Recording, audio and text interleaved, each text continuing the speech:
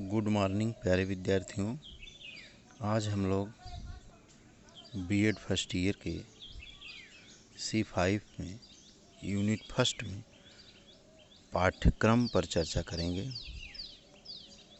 जिसमें पाठ्यक्रम का अंग्रेजी करिकुलम लैटिन भाषा के कुरेड से उत्पन्न हुआ है, जिसका अर्थ है दौड़ का मैदान, रेस कोर्स। ने शिक्षण प्रक्रिया के ऐसे तो कई विद्वानों ने, आप जब वैदिक काल की शिक्षा व्यवस्था को देखते हैं तो उसमें एक टीचर होता था, एक विद्यार्थी, और वह शिक्षा दोनों के बीच में चलती थी।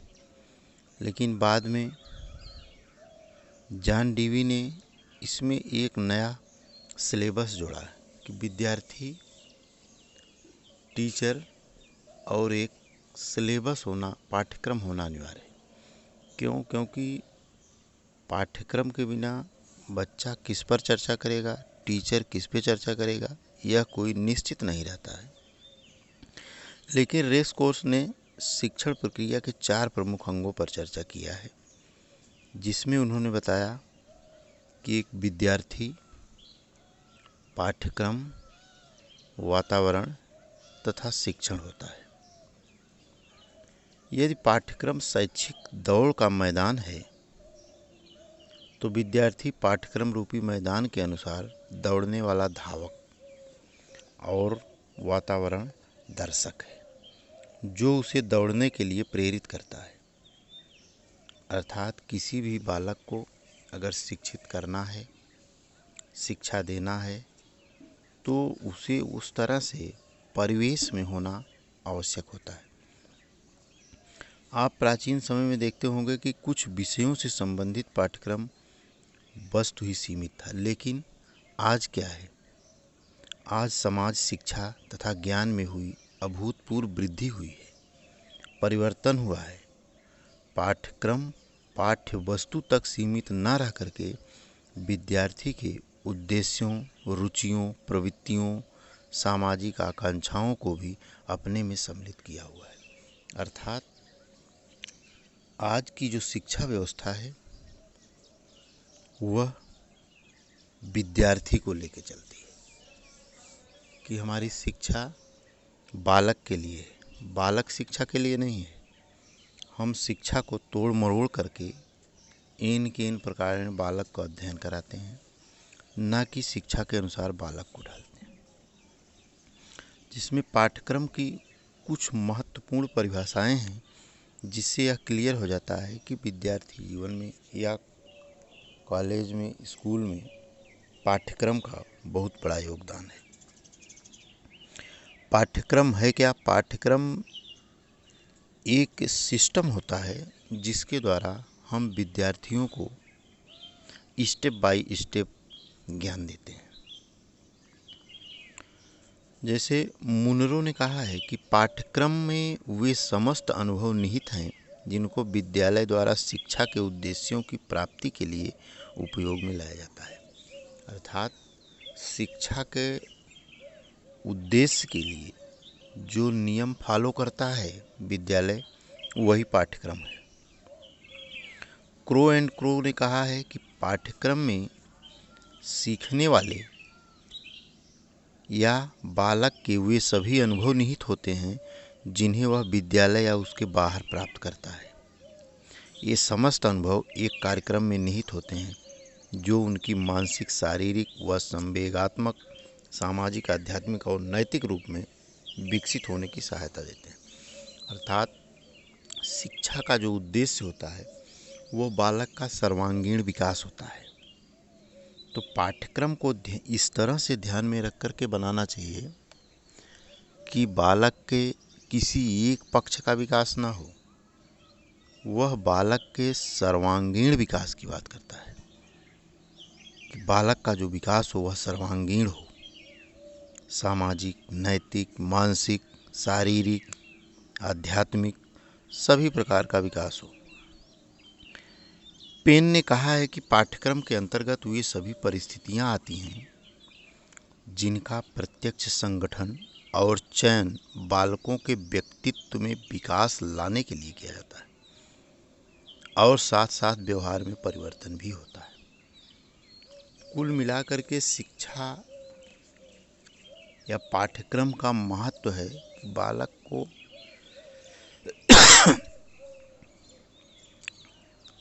बालक को शिक्षित करना, सर्वांगीण विकास करना। शिक्षा तो बालक लेगा, अध्ययन तो करेगा, लेकिन वह अध्ययन करने का उसका तरीका क्या होगा, किस तरह से उसको अध्ययन कराया जाए कि बालक किसी भी चीज़ को, किसी भी मैटर को आसानी से सॉल्व कर ले। पाठ्यक्रम के कुछ महत्व या उपयोगिता हैं, मतलब पाठ्यक्रम हमारे जीवन में क्यों आवश्यक है, इसका क्या महत्व है, इसकी क्या उपयोगिता है। इसमें कनिंघम ने कहा है कि पाठ्यक्रम कलाकार के हाथों में एक ऐसा उपकरण है जिसकी सहायता से वह अपनी सामग्री का अपने आदर्श उद्देश्य के अनुसार अपने कलागृह में निर्माण करता है। अर्थात पाठ्यक्रम कलाकार कौन हुआ? टीचर हुआ। टीचर के हाथों में एक ऐसा उपकरण है जिसकी सहायता से वो अपनी सामग्री, इस विद्यार्थी, वह जिसकी सहायता से विद्यार्थियों के जीवन को निखारता है, उनकी समस्त आवश्यकताओं की पूर्ति होती है, उनका सर्वांगीण विकास होता है।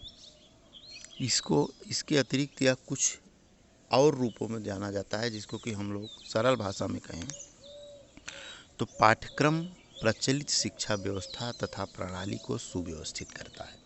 अर्थात पाठ्यक्रम के माध्यम से जो प्रचलित शिक्षा व्यवस्था है उसको व्यवस्थित और आसान किया जाता है।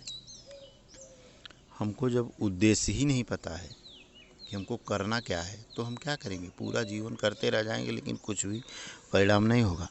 लेकिन जब हमको यह उद्देश्य पता हो जाता है कि हमको यहाँ से निकलना है तो फला जगह जाना है, तो फला जगह जाने के लिए कई मार्ग हैं, तो किसी एक मार्ग का हम चुनाव करेंगे और फला जगह पहुँचेंगे। लेकिन जब व्यक्ति को यह नहीं पता है कि किस स्थान पर पहुँचना है तो वह रास्ते का चुनाव कैसे करेगा? पाठ्यक्रम उद्देश्यों की प्राप्ति के लिए निर्मित तथा विकसित किया जाता है, अतः उद्देश्यों की प्राप्ति में सहायक होता है। पाठ्यक्रम जो होता है, पाठ्यक्रम का तात्पर्य है कि उद्देश्यों की प्राप्ति करना, किसी उद्देश्य की प्राप्ति करना है। एक तो होता है कि हमने आपको बताया, जैसे हमको जाना है, एक तो हम यह कहते हैं कि कहाँ हमको जाना है। मान लीजिए हमको पटना जाना है, तो पटना जाना हमारा उद्देश्य है। उस उद्देश्य की पूर्ति के लिए हम रास्ते का चुनाव करेंगे, साधन का चुनाव करेंगे। लेकिन जब हमको पता ही नहीं कि हमको पटना जाना है कि कहाँ जाना है, तो हम रास्ते का चुनाव क्या करेंगे? पाठ्यक्रम विभिन्न कक्षाओं की पाठ्य सामग्री के निर्माण तथा विकास में सहायक होता है। पाठ्यक्रम विभिन्न कक्षाओं की पाठ्य सामग्री के निर्माण तथा विकास में सहायक होता है।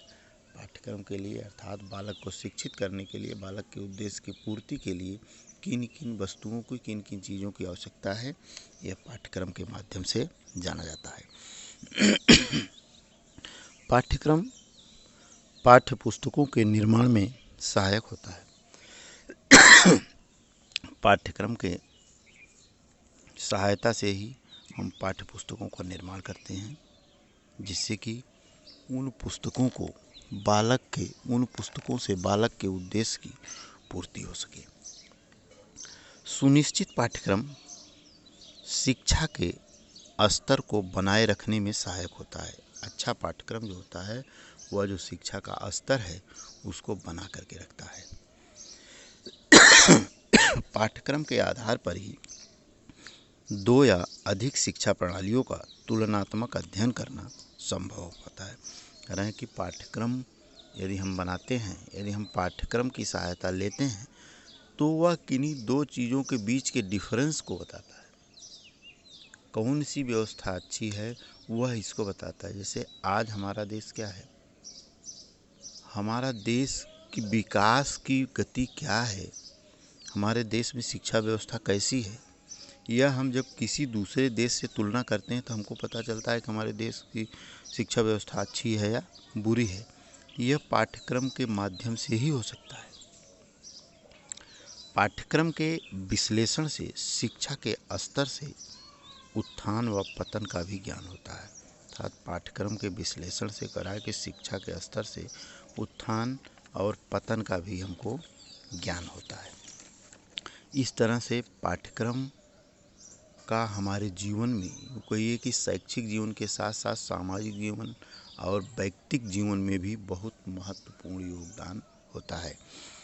पाठ्यक्रम की कुछ विशेषताएं भी हैं जो निम्नलिखित हैं। पाठ्यक्रम समाज की संस्कृति का आधार एवं प्रतिबिंब होता है तथा यह आवश्यकतानुसार समाज की संस्कृति के अंगों का हस्तांतरण नई पीढ़ी को करता है। पाठ्यक्रम एक तो कह रहा है कि समाज की संस्कृति का आधार है। इसी पाठ्यक्रम के माध्यम से ही हम अपने बच्चों को अपनी संस्कृति को सिखाते हैं और यह वैसा चीज़ है जिसके द्वारा हम पीढ़ी दर पीढ़ी इसको आगे भी बढ़ाते रहते हैं। इसकी विशेषता है कि यह पीढ़ी दर पीढ़ी पाठ्यक्रम के माध्यम से ही बढ़ता है। आज हमने पाठ्यक्रम बनाया, कल आने वाला बच्चा यह देखेगा कि इसका क्या उद्देश्य था, तो वह इसको भी सीखेगा, उसको अच्छा लगेगा और इसको सीखेगा। दूसरा कि पाठ्यक्रम निर्माण के 3 प्रमुख आधार होते हैं। एक तो है समाज की आवश्यकता व संस्कृति के महत्वपूर्ण तत्व। पाठ्यक्रम निर्माण में समाज की आवश्यकता व संस्कृति के महत्वपूर्ण तत्वों को ध्यान में रखा जाता है कि हमारे समाज की आवश्यकता क्या है और संस्कृति के महत्वपूर्ण तत्व क्या है। छात्रों की आवश्यकताएं व रुचि। पाठ्यक्रम को बनाते समय छात्रों की आवश्यकताएं और रुचियों का विशेष ध्यान दिया जाता है कि किस मैटर पर छात्र रुचि ले रहा है और कौन सी आवश्यकता है जो कि छात्र की पूर्ति पाठ्यक्रम से की जाए। अगला, ज्ञान या विषय की प्रकृति। ज्ञान या विषय की प्रकृति, हम पाठ्यक्रम जो बना रहे हैं वह पाठ्यक्रम कैसा है, उसकी प्रकृति क्या है, पाठ्यक्रम बनाने का उद्देश्य क्या है, उससे हमको क्या शिक्षा मिल रही है। हम बना रहे हैं, बालक पढ़ेगा तो उससे उसको क्या शिक्षा मिलेगी। दूसरा है सामाजिक परिवर्तन के साथ पाठ्यक्रम में परिवर्तन अनिवार्य होता है। ऐसा भी नहीं है कि सामाजिक परिवर्तन हो रहा है और पाठ्यक्रम को हम बना करके एक जटिल संविधान की तरह रख दिए हैं, फिर उसमें परिवर्तन नहीं होगा। नहीं, पाठ्यक्रम वह होता है जो समय और आवश्यकताओं के अनुसार परिवर्तित होता रहता है। अनिवार्य रूप से परिवर्तित होना ही है, क्योंकि आज के समय और कल के समय में अंतर होता है, तो इसीलिए उसमें संशोधन भी होता रहता है। पाठ्यक्रम पूर्व निर्धारित उद्देश्यों को प्राप्त करने का साधन होता है। पाठ्यक्रम के माध्यम से ही हम पूर्व में निर्धारित उद्देश्यों को प्राप्त करते हैं। उद्देश्य को प्राप्त करने के लिए सरल मार्ग होता है, जिसे अंतिम न मानते हुए उनके बार बार निर्मित तथा पुनर्निर्मित किया जा सकता है। अर्थात एक बार जो पाठ्यक्रम निर्धारित कर दिया जाता है उसको हम अंतिम नहीं मानते हैं, आवश्यकता अनुसार उसमें संशोधन भी होता रहता है और यदि ज़रूरत पड़ी तो हम उसको फिर से निर्मित करते हैं। ऐसा नहीं है कि हम